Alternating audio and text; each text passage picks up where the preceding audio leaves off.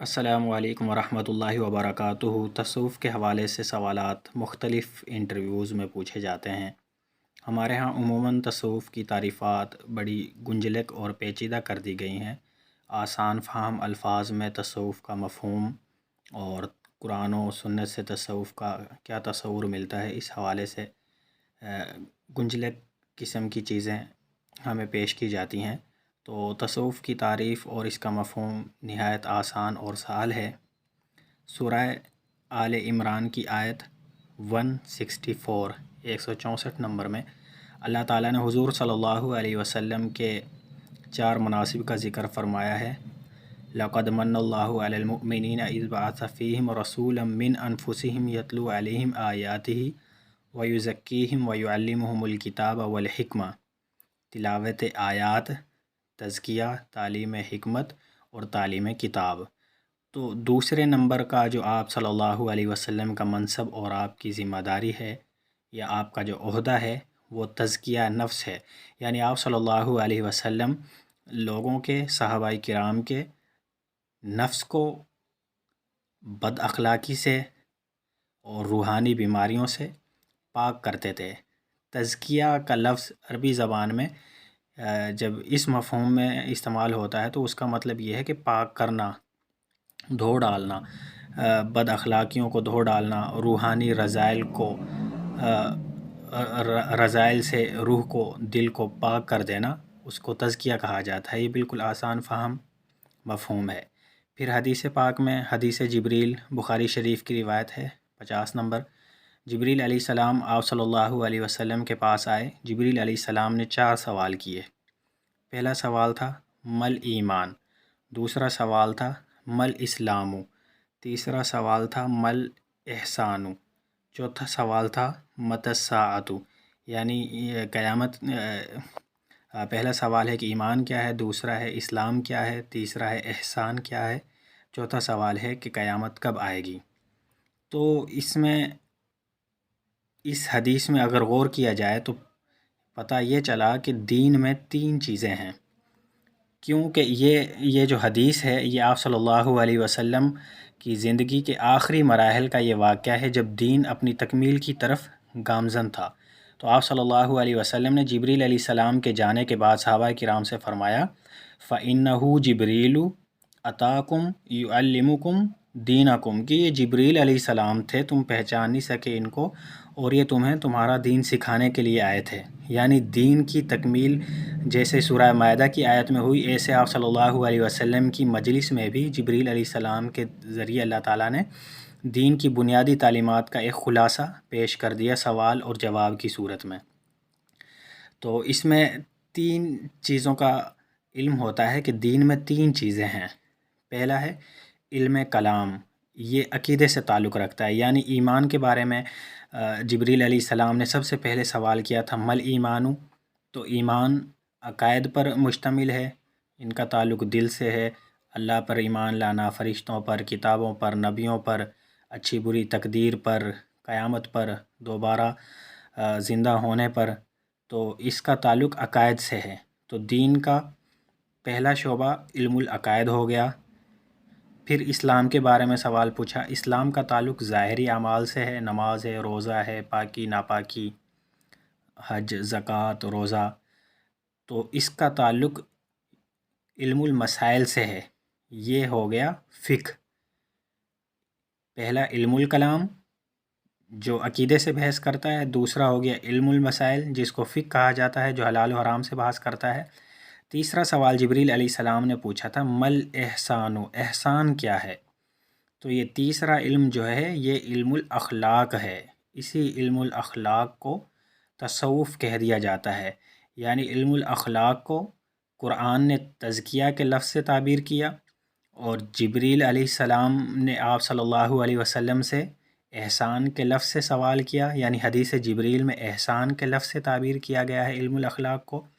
اور ہمارے ہاں بر صغیر میں اور اس علم الاخلاق کے جو لوگ تھے، جیسے حدیث کی خدمت کرنے والوں کو محدث کہا جانے لگا، قرآن پاک کی خدمت کرنے والوں کو مفسر کہا جانے لگا، علم المسائل یعنی حلال حرام، پاکی ناپاکی کے شعبے سے وابستہ لوگوں کو، علماء کرام کو فقیہ کہا جانے لگا، مجتہد کہا جانے لگا.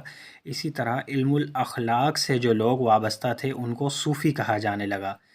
پھر صوفی کی وجہ سے اس علم الاخلاق کا نام تصوف پڑ گیا. صوفی کا کیا مطلب ہے؟ اس کے بارے میں مختلف آراء ہیں. بعض کے نزدیک صوفی صفا سے ماخوذ ہے، کیونکہ یہ لوگ ظاہر اور باطن دونوں طرح کی صفائی اور پاکیزگی کا بہت زیادہ اہتمام فرماتے تھے، اس لیے ان کو صوفی کہا جانے لگا. اور بعض لوگ کہتے ہیں کہ یہ علم الاخلاق سے جو لوگ وابستہ تھے، یعنی لوگوں کا تزکیہ کرتے تھے اور روحانی بیماریوں کا علاج کرتے تھے، اس شعبے سے وابستہ جو لوگ تھے وہ عموماً روئی کے بنے ہوئے، دھاگے سے بنے ہوئے کپڑے پہنتے تھے. یعنی یہ انتہائی سادہ لباس سمجھا جاتا تھا، زاہدانہ لباس تھا. تو وہ صوف کہتے ہیں عربی میں روئی کو.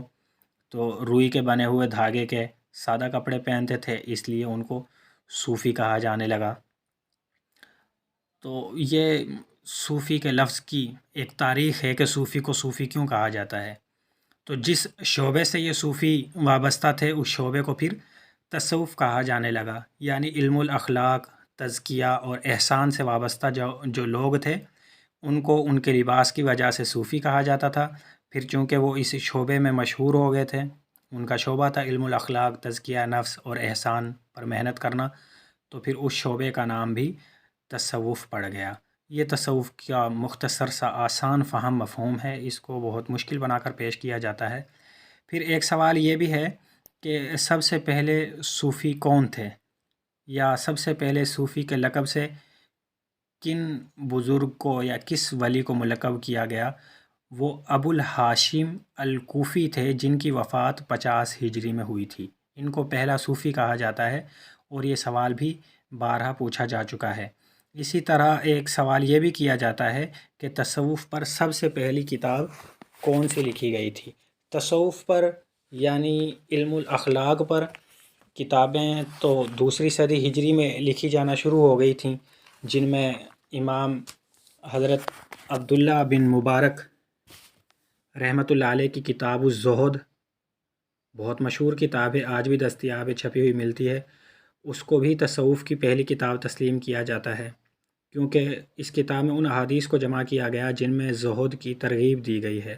اسی طرح 2 صدی ہجری ہی میں شیخ یحییٰ بن معاذ رازی نے کتاب المریدین، اس کو مریدین پڑھتے ہیں بعض لوگ، یہ مریدین ہے، مرید کی جمع ہے، کتاب المریدین لکھی تھی.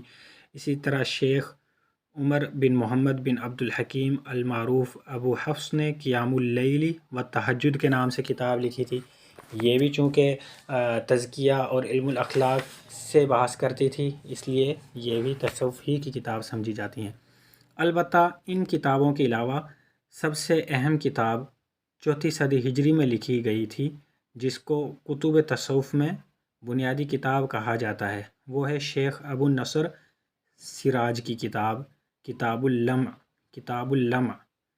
مستقل فن کی حیثیت سے سب سے پہلی کتاب اس کو تسلیم کیا جاتا ہے، تو یہ تصوف کی گویا کہ مستقل طور پر سب سے پہلی کتاب ہے جو اس فن کی باریکیوں سے بحث کرتی ہے. پھر ایک سوال یہ بھی پوچھا جاتا ہے کہ کیا آج کل بھی تصوف موجود ہے یا تصوف پایا جاتا ہے یا صوفی پائے جاتے ہیں؟ تو اس کا جواب یہ ہے کہ ہر شعبے میں، جیسے حدیث کے شعبے میں بہت سے منکرین حدیث پیدا ہو گئے اور حدیثیں گھڑنے والے پیدا ہو گئے، جھوٹی حدیثیں بیان کرنے والے پیدا ہو گئے. تو اسی طرح تصوف کے شعبے میں بھی بہت سے جھوٹے لوگ، دنیا پرست پیدا ہو گئے. لیکن اس کا یہ مطلب نہیں کہ یہ شعبہ بالکل ناپید ہو چکا ہے. یہ دین کا بنیادی شعبہ ہے. دین کی 3 بنیادی تعلیمات جو حدیث جبریل میں بیان کی گئی ہیں، یعنی 3 علوم جو بیان کیے گئے ہیں، علم العقائد، علم المسائل اور علم الاخلاق، ان میں تیسرے درجے پر یہ بنیادی علم سمجھا جاتا ہے، علم الاخلاق. اور آج بھی اگرچہ اس شعبے میں بہت زیادہ دنیا پرست لوگ آ گئے اور یہ شعبہ زوال کا بھی شکار رہا، لیکن اس کے باوجود یہ شعبہ آج بھی موجود ہے، کیونکہ آپ صلی اللہ علیہ وسلم کا ایک منصب اور ذمہ داری لوگوں کا تزکیہ کرنا بھی تھا. تو آپ صلی اللہ علیہ وسلم کے فیوض اور آپ صلی اللہ علیہ وسلم کے علوم کا ایک سمندر یہ بھی ہے، اور اس سمندر کا خشک ہو جانا یا اس سمندر کا ختم ہو جانا یہ بالکل ناممکن ہے۔ جیسے آپ صلی اللہ علیہ وسلم کی دوسری تعلیمات زندہ ہیں، ایسے یہ بھی زندہ ہے۔